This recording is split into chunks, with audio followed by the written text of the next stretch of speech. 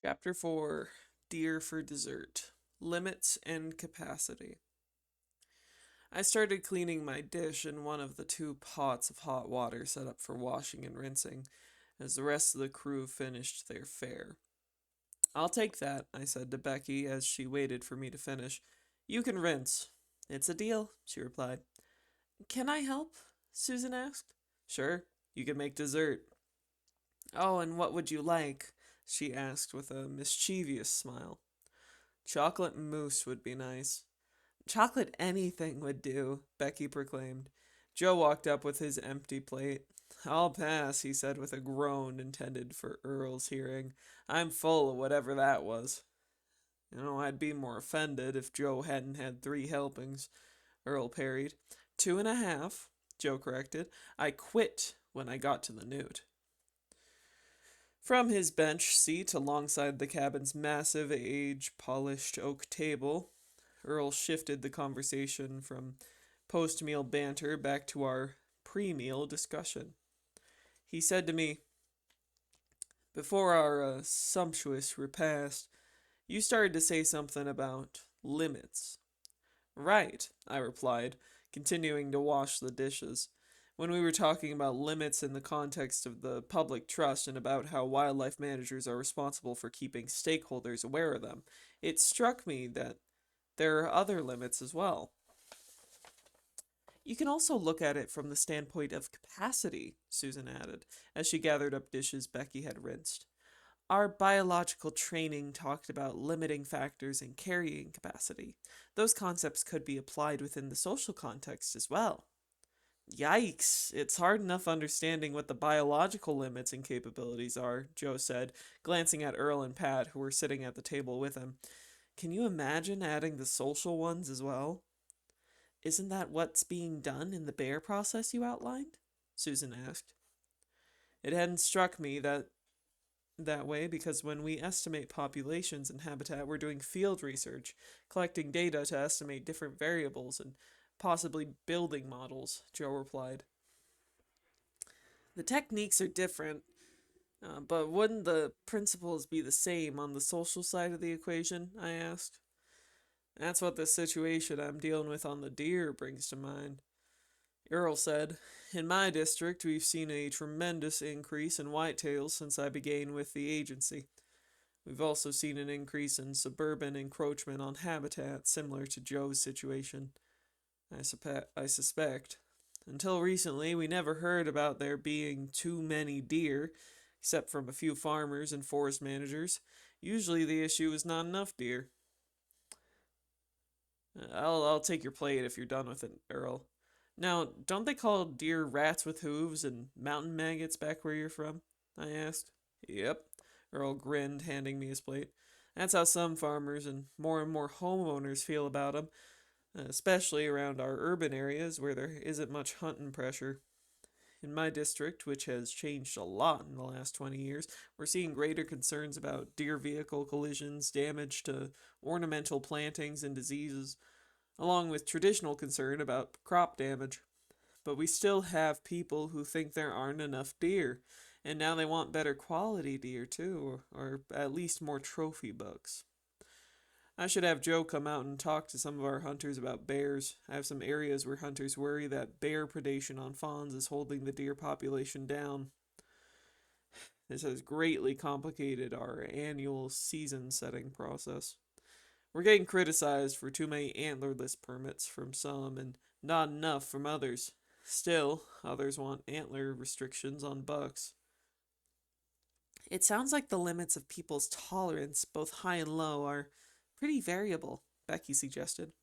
Isn't that always going to be the case? Joe asked. That's really driven by values, Earl replied. With the exception of a few groups with specific wildlife interests, such as hunting, most people don't seem to care too much one way or another unless they are faced with conflicts that have some cost associated with them. Not necessarily financial costs either, Susan said. Health and safety concerns seem to be a growing part of wildlife issues. Right, Earl continued. We use the term cultural carrying capacity to refer to the limits of people's tolerances towards wildlife. You may have read or heard reference to the concept of wildlife stakeholder acceptance capacity that's been applied to this problem more recently.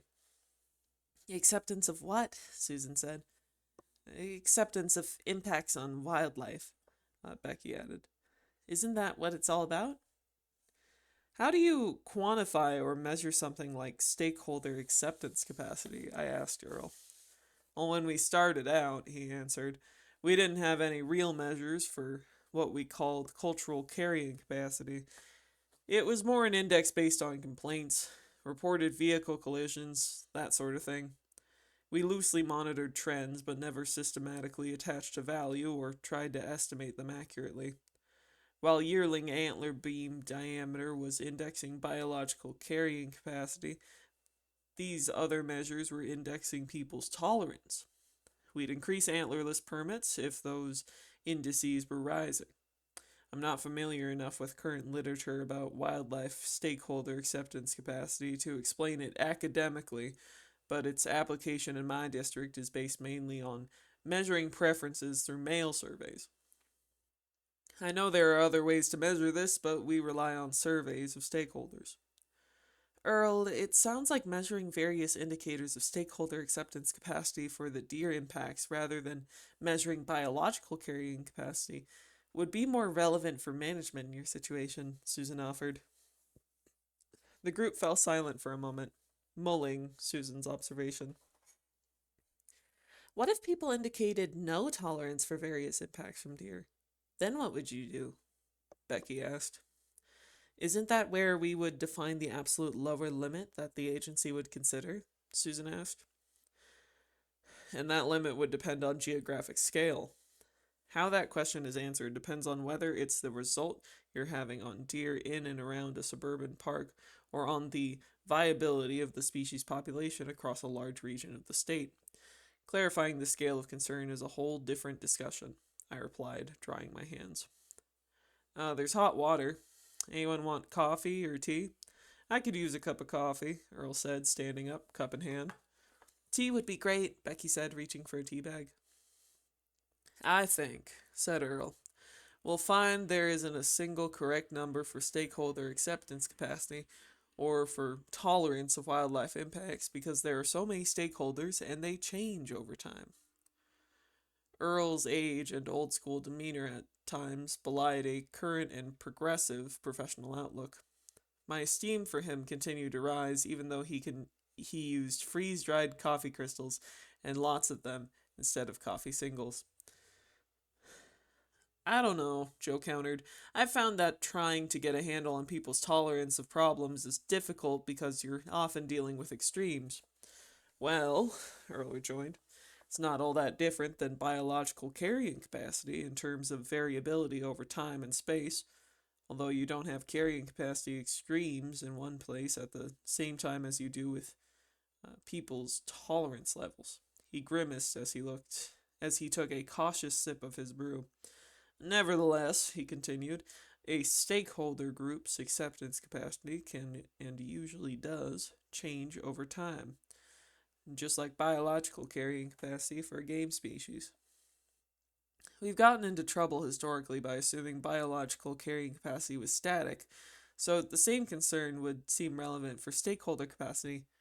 You need to monitor, I suggested. Well, that's also why you need to be able to sort out and keep an eye on capacities for different stakeholders, like for those who want trophy bucks, those who don't want deer eating their landscape plantings, and so on. That sounds too complex and arbitrary, Susan commented. It might be a bit complex at times, Earl replied, but it isn't really arbitrary. People are working to develop methods for measuring acceptance capacity. I can't explain methodology, but the researchers tell me it's doable for dealing with the deer situation.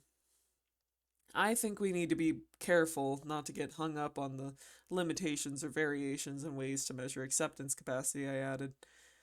How you use the concept may be more important than gaining precise calculations of it, but indices of impacts would be important, so you have objectives for management and for judging progress towards your target.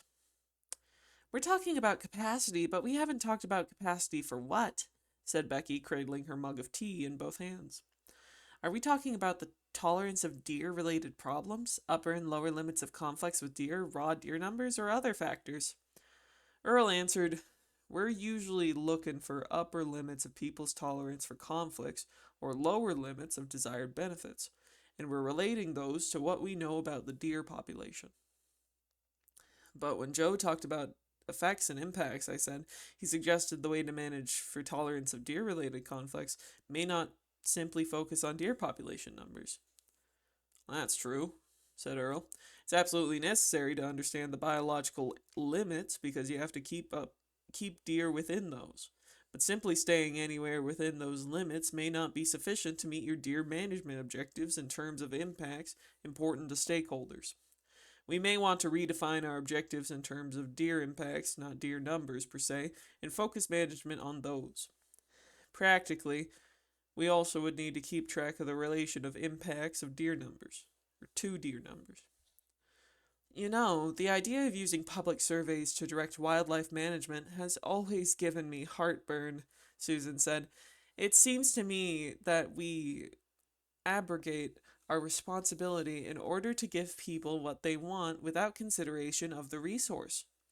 But the concept of limits really puts sideboards on that. But what happens when you've got different limits for different stakeholders, I said. I asked. That situation likely means conflict between them.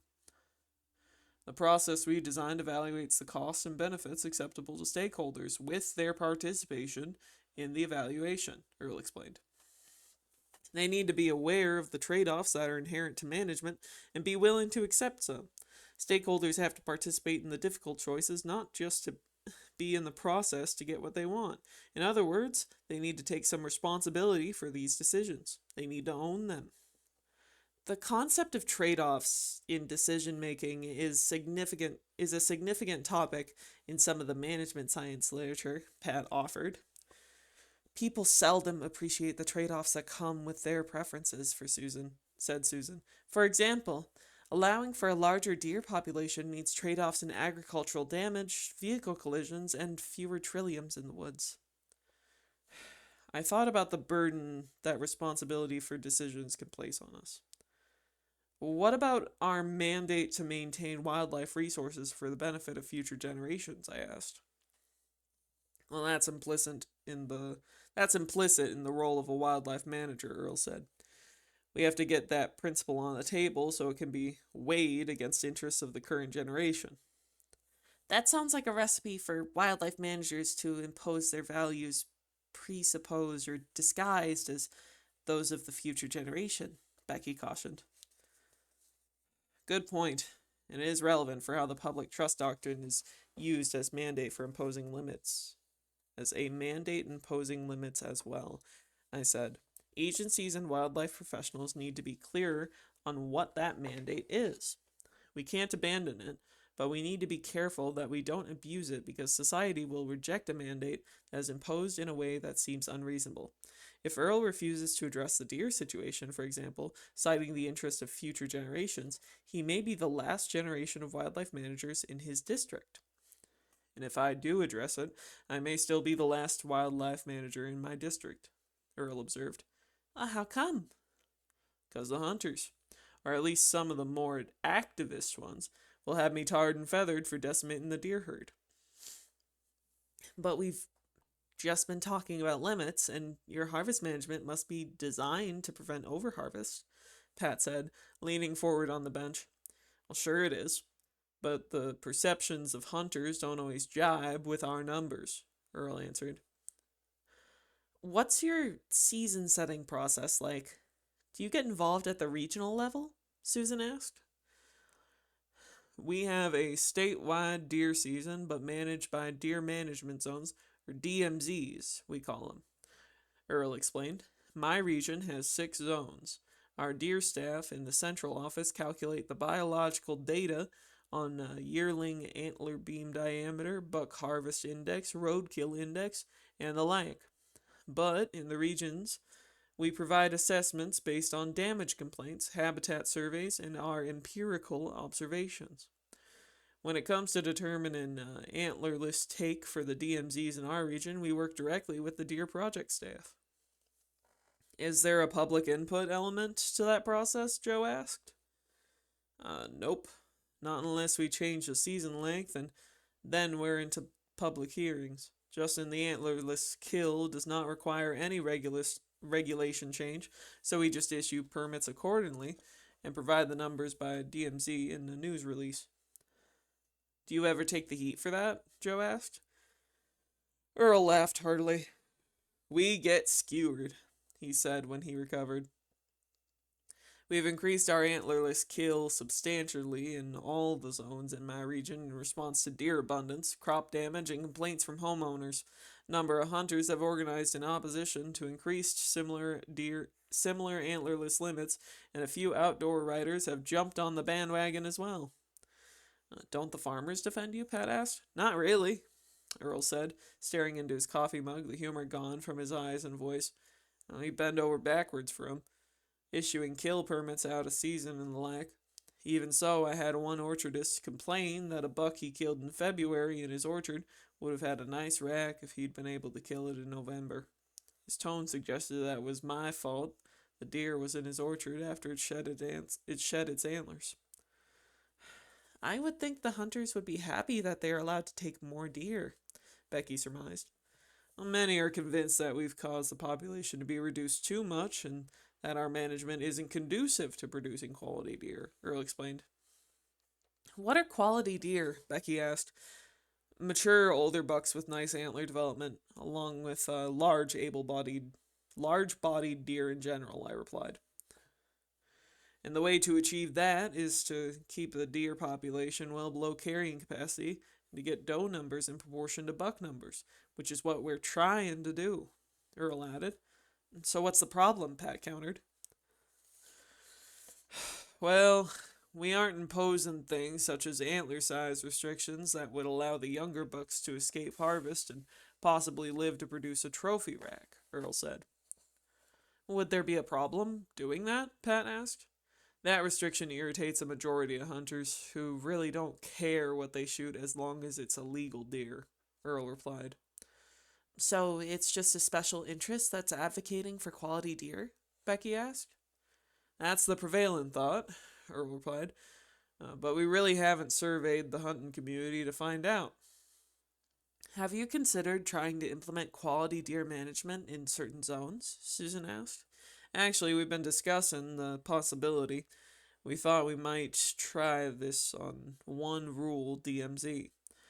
We'd like to approach it as an experiment, but that means a lot of work ensuring the hunters have input and are willing. Then we need to follow up to measure satisfaction, and the agency would have to have the fortitude to stick with it because it won't be a valid experiment unless we let it run its course for a few years. It sounds like you've got a bit of work to do, I suggested. Getting a sense of hunter attitudes in advance. Having some form of stakeholder engagement prior to implementation, and then monitoring and evaluating. Yep, that's the rub, Earl stated. We're all doing more with less as it is, and an experiment takes resources. The key is to approach it at a relatively small scale because we have discrete management zones. There's no way we could approach this experimentally on a large scale, but the fewer resources it would take by limiting it to one management unit may make it feasible. When we assess the attitudes of hunters, we might find a little support for things such as antler size restrictions anyway, and we've taken care of a squeaky wheel. Then application of your findings, whatever they are, to a larger scale will be less problematic because you'll have better knowledge, Pat stated. That's the idea, said Earl. But we all know it won't be that easy, even when we have a rock-solid data. I looked out a window and saw that even the misty gloaming had given way to darkness. I couldn't tell if the sky was clearing. I'd like to hear anyone's ideas about how to consider the question of scale, but first I want to see if there are any goblins or stars out tonight.